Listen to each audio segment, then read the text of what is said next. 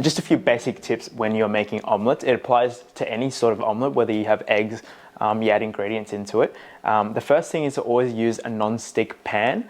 This will really help. This will make sure that your omelet doesn't stick to the pan, because once it sticks, things get a bit messy. Yeah. So the second tip is to use either some oil or some butter, just to wipe the pan down and make sure that the egg doesn't stick to the pan. And for this recipe, I actually use both because the butter adds a bit more flavor to the omelette itself as well. So yeah, thank you so much for watching, guys. As always, give this video a big thumbs up if you found it helpful. Drop a comment down below. Let us know what other recipes you'd like to see on this channel. On Simple Cookery, we upload simple recipes and cooking techniques to help you guys get more confident in the kitchen. Anyways, guys, see you next week. And